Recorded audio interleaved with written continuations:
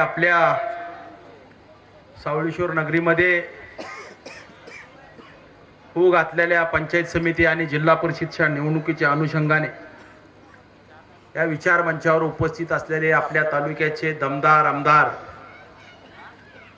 माननीय राजाभाऊजी खरे साहेब, या ठिकाणी उपस्थित असलेले आमच्या वहिनी साहेब व तसेच जिल्हा परिषदचे व पंचायत समितीचे दोन्ही आमचे उमेदवार, सर्व सन्माननीय विचारमंच, आपला वेळ झालेला आहे, जास्त वेळ घेत नाही नाव घेण्यात.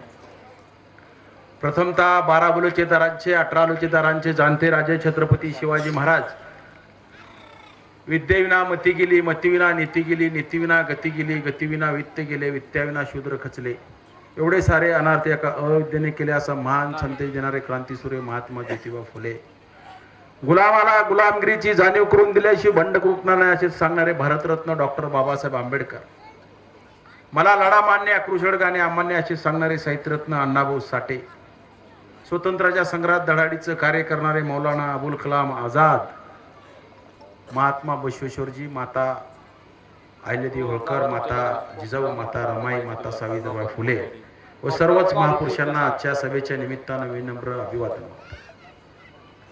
होऊ घातलेल्या पंचायत समिती आणि जिल्हा परिषदच्या निवडणुकीच्या अनुषंगाने या मावळ तालुक्यामध्ये फिरत असतात एकीकडे अनगरकर राजन पाटील यांचे कार्यकर्ते त्यांच्या पक्षाचा विचार या ठिकाणी मांडत आणि दुसरीकडे आमदार राजाभाऊ खरे यांच्या नेतृत्वाखाली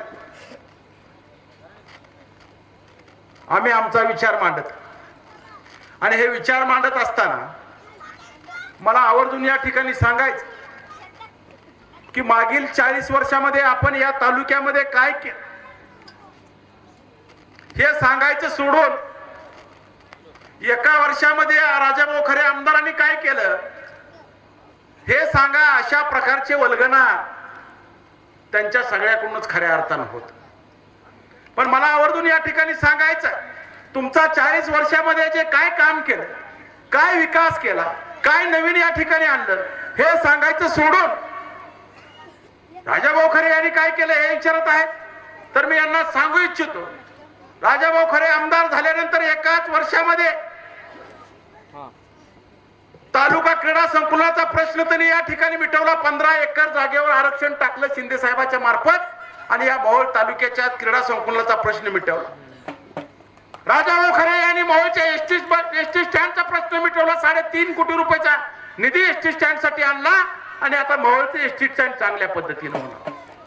राजाभाऊ खरे यांनी या मावळ नगरपालिकेच्या माध्यमातून इमारतीचा प्रश्न मिटवला आणि त्या जागेवर मराठी शाळेचे आरक्षण टाकलं आणि तिथं भव्य दिव्य अशी प्रकारची इमारत होणार. राजाभाऊ खरे यांनी मोहोळ नगरपालिकेचा डीपी प्लॅन 3000 कोटी रुपयाचा मंजूर करून आणला आणि त्याचा प्रश्न या ठिकाणी सोडला. मला आवर्जून या ठिकाणी अनगरकरांना विचारायचं आहे, तुम्ही गेल्या 40 वर्ष या ठिकाणी सत्तेवर असताना या तालुक्यामध्ये क्रीडा संकुलन तुम्ही का करू शकला नाही? सोलापूर जिल्ह्यातल्या प्रत्येक तालुक्यामध्ये क्रीडा संकुलन आहे, या मोहोळ तालुक्यामध्ये तुम्ही क्रीडा संकुलन का करू शकला नाही याचं उत्तर पहिल्यांदा या निवडणुकीच्या माध्यमातून दिलं पाहिजे. या सोलापूर जिल्ह्यातल्या प्रत्येक तालुक्यामध्ये उपजिल्हा रुग्णालय आहे, तुम्ही मोहोळ तालुक्यामध्ये का करू शकला नाही याचं उत्तर या निवडणुकीच्या माध्यमातून दिलं पाहिजे. किंबहुना या पश्चिम महाराष्ट्रातल्या 58 तालुक्यापैकी 57 तालुक्यामध्ये एसटी महामंडळाचा बस डिपो आहे, तुम्ही मोहोळ तालुक्यामध्ये एसटी बस डिपो का करू शकला नाही याचं उत्तर आजच्या निवडणुकीच्या माध्यमातून तुम्ही दिलं पाहिजे. मागील 40 वर्षामध्ये तुम्हाला बरंच काय करता आलं. कुठली शिक्षण संस्था मोठी आणली या तालुक्यामध्ये, किती सिंचन तुम्ही या ठिकाणी या तालुक्यामध्ये वाढवलं, किती महिलांना रोजगार तुम्ही या तालुक्यामध्ये दिला, किती युवकांच्या हाताला काम तुम्ही या तालुक्यामध्ये दिलं याचं उत्तर आजच्या या निवडणुकीच्या माध्यमातून तुम्ही दिलं पाहिजे. आणि तरच मग विचारा राजाभाऊ खरे यांनी काय केलं. तुमच्या हातामध्ये ग्रामपंचायतीची सत्ता, पंचायत समितीची सत्ता, जिल्हा परिषदची सत्ता, विधानसभेची सत्ता, लोकसभेची सत्ता, एवढ्या सत्ता तुमच्या हातामध्ये असताना तुम्ही या मोहोळ तालुक्यामध्ये कुठल्याही प्रकारचा विकास करू शकला. तुम्ही तुलना करा, आपल्या शेजारचा पंढरपूर तालुका असेल, अक्कलकोट तालुका असेल, बार्शी तालुका असेल, मंगळवेढा तालुका असेल, सांगोला तालुका असेल, या तालुक्याची आणि मोहोळ तालुक्याची तुलना जर केली तर आपण सगळ्याच बाबतीत या ठिकाणी शिक्षणामध्ये आपण महाग आहे, शिक्षणामध्ये आपण या ठिकाणी महाग असलं, परत या ठिकाणी सिंचनामध्ये आपण महाग आहे, फळबागामध्ये आपण महाग आहे. आपल्या तालुक्याचा नंबर या ठिकाणी शेवटचा लागतो. आणि हे पाप करण्याचं काम जर कोणी केलं असेल तर ज्याच्या हातामध्ये सत्ता 40 वर्ष होती त्या लोकांनी खऱ्या अर्थाने या तालुक्याची अडवणूक करण्याचं काम केलं. मला आवर्जून या ठिकाणी सांगायचं आहे, आपण शाहू फुले आंबेडकरांचं नाव या ठिकाणी घेतो आणि लोकांना मतं मागतो. भाऊ या ठिकाणी शोभाताई, काय नाव त्यांचं, तहसीलदारवाले आले होते आपले पुजारी, शोभाताई पुजारी या ठिकाणी, क्षमाताई पुजारी या ठिकाणी तहसीलदार म्हणून त्यांची नेमणूक सरकारने केली. आणि त्यांची नेमणूक केल्यानंतर त्यावेळेचे आमदार यशवंत माने आणि माजी आमदार राजनजी पाटील यांनी त्यांना चार्जेस घेऊ दिला नाही. का चार्ज घेऊ दिला नाही? म्हणजे तुम्हाला धनगर समाजाची मतं चालतात, तुम्हाला धनगर समाजाचा आयार चालतो आणि तुम्हाला धनगर समाजाचा अधिकारी का चालत नाही याचं उत्तर देखील आजच्या निवडणुकीच्या माध्यमातून तुम्ही देणं गरजेचं आहे. मला आवर्जून या ठिकाणी सांगायचं आहे सगळ्यांना की आपण आता शहाणं झालं पाहिजे. आपण कधीही या ठिकाणी काम करत असताना कुठल्या जातीचा आहे, कुठल्या पातीचा आहे, राजाभाऊ खरे कधीच या ठिकाणी बघत नाही.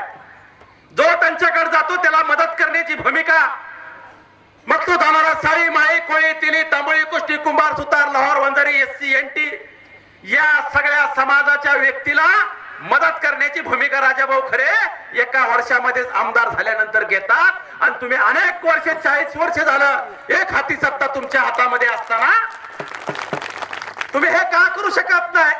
एका महिलेला या ठिकाणी चार्ज घेऊ दिलेला नाही. माझ्या सर्व मतदार बांधवांना आव्हान आहे, आपल्या हातामध्ये डॉक्टर बाबासाहेब आंबेडकरांनी मताचा अधिकार दिलेला आहे. जो इमानामध्ये फिरतो त्यालाही मताचा अधिकार एकच आहे, जो स्टँडवर हमाली करतो त्याला देखील मताचा अधिकार एकच आहे. आणि ते मताचा अधिकार आपण योग्य रीतीने बजावावा.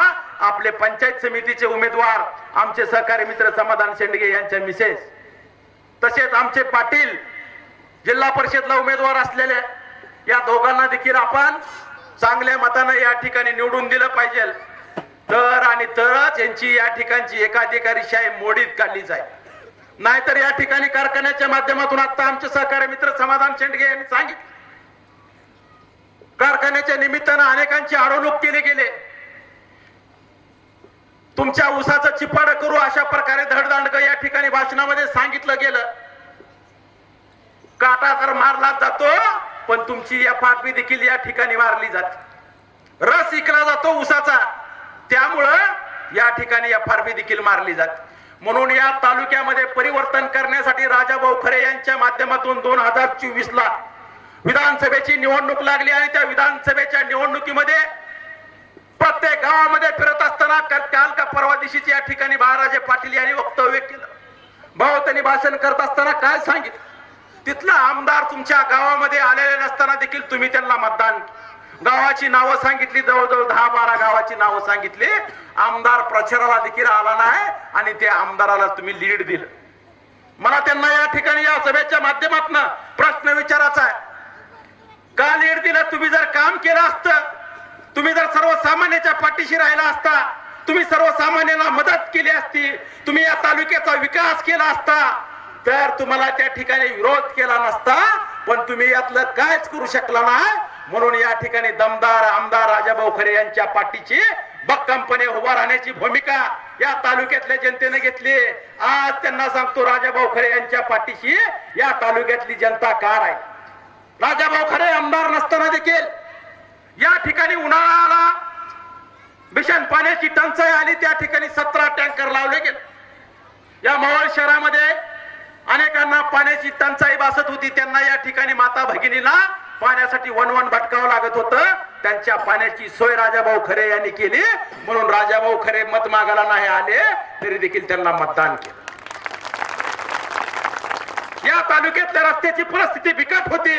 अनेक गावाला या ठिकाणी डांबराचं या ठिकाणी कधी डांबर हे लागलंच गेलं नव्हतं. पण अनेक ठिकाणी राजाभाऊ खरे यांनी वाड्या वस्तीवर जाणाऱ्या रस्त्याला खर्चातनं रस्ते केले, म्हणून राजाभाऊ खरेंना या तालुक्यातल्या जनतेनं निवडून दिलं. राजाभाऊ खरे यांनी त्यांच्याकडे कुठलाही रुग्ण जाऊ द्या, कुठलाही दवाखान्याच्या माध्यमातून मदत मागायला जाऊ द्या, त्यांना मदत केली, म्हणून राजाभाऊ खरे यांच्या पाठीशी या तालुक्यातली जनता राहिली. यातलं तुम्ही काय केलं हे मला सांगा. कोरोनासारखी भयानक परिस्थिती बेकाट या ठिकाणी झाल्यावर कोरोनामध्ये तुम्ही कुणाला मदत केली? हजारो कोटीची तुमची इस्टेट असताना, तुमचा कारखाना असताना, तुमचं सगळं असताना कुणाला या ठिकाणी राजाभाऊ खरे आपल्या भाषणामध्ये सांगतात एक छटाक साखर देखील तुम्ही दिली नाही. कुठल्याही प्रकारची मदत तुम्ही या ठिकाणी या तालुक्यातल्या जनतेला केली ना. आताची लढाई लागली. लढाई लागल्यानंतर अनेकांना वाटलं की धनशक्तीच्या जीवावर आता या ठिकाणी भाजप निवडून येणार. भाजपमध्ये माजी आमदार राजनजी पाटील यांनी प्रवेश केलेला आहे. आता भाजप निवडून येणार अशा प्रकारच्या वल्गना या ठिकाणी केल्या गेल्या. पालकमंत्र्याच्या 3 सभा झाल्या. अनेक आमदारांची फौज त्या ठिकाणी आली. तरी देखील या मोहोळ शहरातली सर्वसामान्य स्वाभिमानी जनता, ही स्वाभिमानी जनता कधी देखील या ठिकाणी झुकणार नाही, म्हणून मोहोळ शहरातल्या जनतेनं धनशक्तीचा या ठिकाणी विरोध केला आणि जनशक्ती त्या ठिकाणी निवडून आली. आज देखील मी तुम्हाला या ठिकाणी सांगतो, भाजपकडून धनशक्तीचा वापर केला जाईल, पण माझी मतदार बांधवांना, भादर मतदार बांधवांना आव्हान आहे की आपण या ठिकाणी जनशक्ती धनशक्तीवर नेहमीच भारी पडलेले आहेत, म्हणून आपण देखील या ठिकाणी त्या धनशक्तीवर आपल्या स्वाभिमानी जनतेची जनशक्ती ह्याचा विजय प्राप्त करावा आणि या ठिकाणी आपला मतदानाचा अधिकार घड्याळाला बजवावा अशा प्रकारची अपेक्षा या ठिकाणी कर. वेळ झालेला आहे, जास्त वेळ आपला घेत नाही, पण अजितदादाची दुर्घटना झाली आणि संबंध महाराष्ट्रावर शोककाळ पसरला. धाडशी नेता, सर्वसामान्य शेतकऱ्याच्या पाठीशी राहणारा नेता, शेतकऱ्याला मदत करणारा नेता, शेवटच्या क्षणामध्ये दादांची ओळख त्यांच्या हातामध्ये असणाऱ्या घड्याळामुळे झाली. आपण सर्वजण दादांना श्रद्धांजली देण्यासाठी आपण बारामतीला जाऊ शकला, पण आपल्या मताच्या माध्यमातून घड्याळाला मत म्हणजे अजितदादांना श्रद्धांजली एवढंच आजच्या या निमित्तानं सांगतो.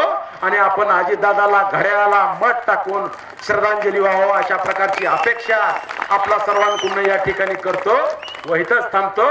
जय हिंद, जय महाराष्ट्र.